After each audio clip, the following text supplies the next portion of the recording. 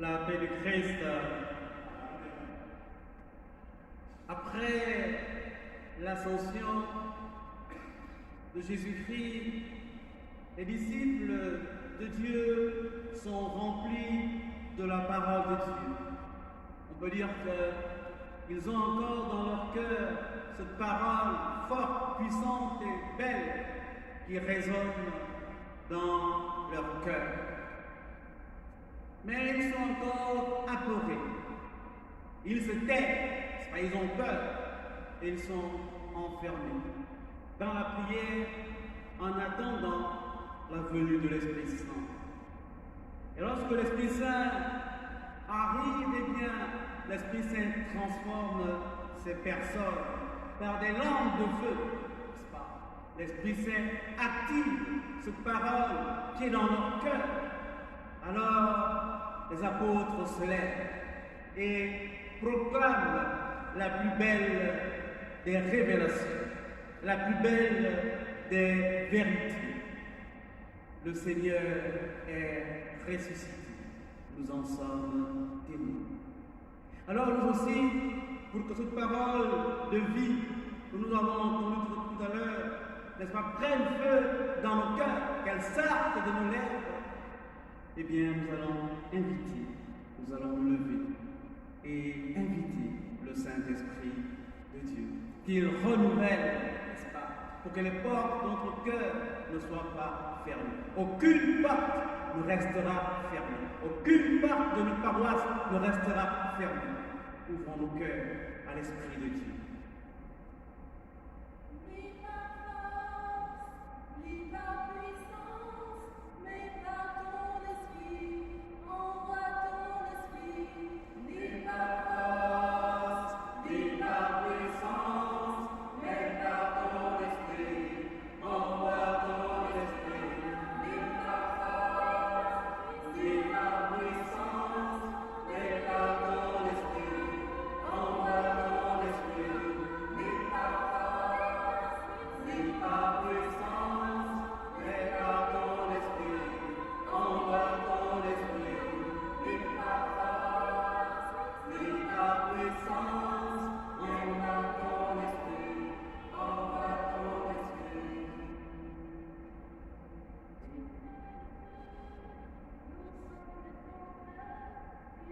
La paix du Christ, la paix du Christ, la paix du Christ.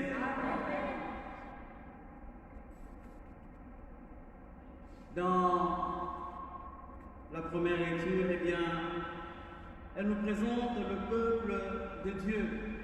Ce peuple de Dieu qui vit un sévère exil à Babylone durant près de 60 ans.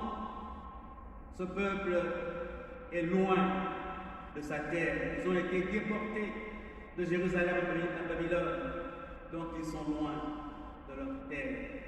Ils sont sans roi et surtout ils sont sans le temple de Jérusalem, là où se vivent les mystères de la foi, là où il y a la présence de Dieu. Et voilà qu'après 60 ans de dur exil, eh bien, Dieu vient libérer son peuple par la main d'un roi païen, quelqu'un qui ne connaissait pas Dieu, le Dieu d'Israël, le vrai Dieu, l'unique, un païen, Cyrus. Et Cyrus, eh bien, il va mettre fin à la déportation du peuple de Dieu. Cyrus libère les Juifs et leur donne une mission de retourner dans leur pays d'origine. Il leur donne une mission de reconstruire le temple de Jérusalem qui avait été détruit par Nabuchodonosor, le roi de Babylone. Et en plus, Cyrus, eh bien, il donne au peuple de Dieu l'or et l'argent que Nabuchodonosor avait pris dans le temple pour que le peuple de Dieu reconstruise le temple détruit. Et alors, en faisant lecture de cet événement, les Hébreux comprennent que Dieu s'est servi d'un roi païen pour libérer son peuple. Alors, ce moment de l'histoire des Juifs est plein d'enseignements pour nous. Le premier enseignement, c'est que c'est un païen. Un païen. Pour dire que c'est Dieu qui gouverne l'histoire des âmes. C'est Dieu qui gouverne l'histoire du monde. C'est lui, le maître de l'histoire. Et voilà que Dieu se sert de cet homme. Et on rend grâce à Dieu parce que, eh bien, Cyrus reste également ouvert à l'action de Dieu. Il reste ouvert, bien que païen. Cyrus reste ouvert à l'action de Dieu. Il n'est pas là pour opprimer. Il n'est pas là pour voler de l'or, de l'argent. Il laisse le peuple s'en aller et lui donne les moyens de retourner dans la terre natale pour célébrer le Dieu vivant. L'autre enseignement que nous pouvons retirer, c'est que la libération que Cyrus va accomplir, eh bien, elle va arriver par les arts. C'est un païen, donc il se sert, n'est-ce pas, de ses moyens à lui. Et ses moyens à lui, eh bien, ce sont les arts. Pour nous chrétiens, nous le verrons tout à l'heure, eh bien, il ne sera pas question d'armes. Tout au contraire, nous sommes libérés, conduits par la puissance de l'Esprit Saint. Ni par force, ni par puissance, mais par l'Esprit de Dieu qui gouverne. Et enfin, Cyrus, dans sa grande bonté, avec son cœur ouvert à Dieu, il donne les moyens au peuple juif de vivre leur foi. Aucune porte ne restera fermée. Alors, une sagesse, une manière de gouverner, n'est-ce pas, qui devrait être source d'inspiration pour notre vécu ensemble en ces moments que nous passons. Cet homme qui est païen et qui se laisse guider par la volonté de Dieu. C'est pour cela que nous aussi, eh bien, nous continuons notre marche, parce que c'est Dieu qui guide l'histoire. Notre marche vers le 25 octobre, aucune porte de nos paroisses ne restera fermée. Nous allons célébrer le Dieu vivant et vrai, la paix du Christ. Voilà, mais en célébrant le Dieu vivant, eh bien, avant d'ouvrir les portes de nos paroisses, eh bien, nous devons d'abord ouvrir notre cœur à l'action de Dieu. L'Évangile présente un moment de la vie de Jésus. Et nous savons bien qu'au temps de Jésus, la Palestine était sous la domination de l'Empire romain. Et il y avait plusieurs courants religieux. Aujourd'hui, l'Évangile nous présente deux courants religieux. Et leur manière de se comporter par rapport au pouvoir en place, par rapport à Rome et par rapport à César. Il y avait les pharisiens. Eh bien, les pharisiens faisaient une résistance pacifique. Ils n'ont jamais pris d'armes, mais ils ne veulent pas payer les taxes, ils ne veulent pas toucher la monnaie. Parce que sur cette monnaie, il y a l'effigie, le portrait de César. Et ils ne veulent pas payer les taxes pour ne pas se souiller. Et puis il y a les Hérodiens. Eux, ce sont les partisans d'Hérode. Hérode qui a été placé là par César.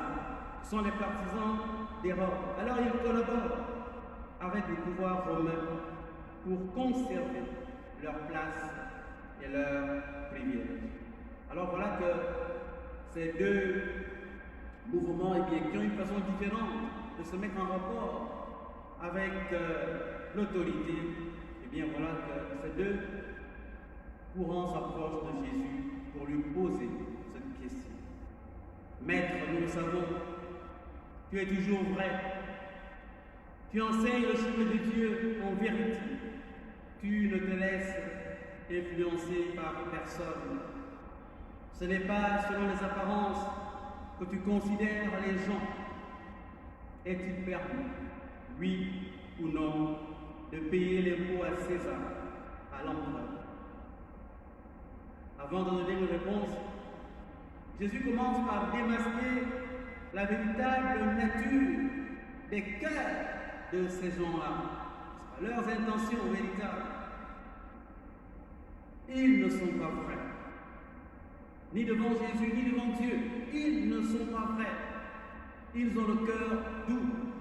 Et voilà pourquoi Jésus leur dit, hypocrite, je ne suis pas votre maître. Vous suivez une autre logique, certainement celle des intérêts. Mais puisque le Seigneur est toujours ouvert, n'est-ce pas, et que sa lumière brille toujours pour attirer ceux qui sont dans les ténèbres, eh bien le Seigneur va répondre à cette question. La réponse de Jésus est la suivante. Montrez-moi la pièce d'argent. Il lui présentait une pièce d'un denier. Il leur dit, cette effigie et cette inscription, de qui sont-elles? Il répondit, de César. Alors il leur dit, rendez à César ce qui est à César et à Dieu ce qui est à Dieu. La paix du Christ. Voilà. S'il y a un verset que les hommes politiques connaissent bien, qui chaque fois revient sur la table, c'est celui-là. Comme pour lui dire, eh bien, messieurs les abbés, les prêtres, les sœurs, restez dans vos sacristies. Restez dans vos sacristies. Alors le sens de ce texte est encore plus profond. Comme nous le savons tous, César est l'un des plus importants dictateurs que la terre ait porté. Il fut également le premier Romain à faire figurer son portrait sur une pièce de monnaie. Alors, sur cette fameuse monnaie, on en a retrouvé quelques-unes dans les fouilles archéologiques. Eh bien, sur cette fameuse monnaie, il y a une effigie, c'est-à-dire un portrait, une image, et une inscription. L'image représente César, et l'inscription également parle de César. Tout simplement pour dire ce que Jésus veut dire, c'est que nous, ses disciples, nous qui sommes croyants, eh bien nous sommes invités à être de bons citoyens, consciencieux et soucieux du bien commun. Et que c'est un devoir de payer les taxes. Sur ce plan, je pense que les chrétiens que nous sommes, eh bien nous sommes sur cette ligne que le Seigneur nous pose, nous trace. Nous cherchons à être de bons chrétiens. Nous cherchons toujours à avoir de bonnes relations avec les autorités en place. Et nous sommes toujours ouverts au dialogue, à tout dialogue. Mais il y a une vérité essentielle. S'il faut remettre à César ce qui est à César, la vérité essentielle, c'est qu'il faut remettre à Dieu ce qui est à Dieu. Voilà là où Jésus pose l'accent. Voilà là où Jésus attire notre attention, là où se porte son regard. À Dieu ce qui revient à Dieu. Ce qui veut dire que César n'est pas Dieu. Il y a un Dieu. Il y a un Dieu. Le Dieu vivant et vrai. César n'est pas au-dessus de Dieu. Au contraire, c'est Dieu le Créateur. Mettre César au même plan d'égalité que Dieu, eh bien, serait une véritable idolâtrie. Et c'est vrai que dans des moments de dictature, souvent, la tentation n'est pas loin de mettre César au-dessus de Dieu. On veut évacuer Dieu et l'action de l'Église de la cité des arts. On veut museler la parole de l'Église et on veut régenter l'Église comme une quelconque association. Alors, la première revendication et la plus forte des chrétiens de tous les temps, c'est que Dieu est Dieu. Dieu est Dieu. Et un Dieu va toute adoration. Et alors, nous sommes heureux ce dimanche de célébrer ce Dieu que nous adorons. Et nous voulons le célébrer avec plus de manifestation, plus de foi, plus d'ardeur le 25 octobre. Si la monnaie porte la marque et l'inscription de César, l'homme porte fortement en lui l'image de Dieu. Oui, Dieu est, l'homme est créé à l'image de Dieu. La Genèse nous le dit, hommes et femmes, il les créa. Dieu nous a créés à son image. Et alors, comme la monnaie appartient à César, nous, créés par Dieu, nous appartenons à Dieu. Et alors, à Dieu, nous devons toute adoration.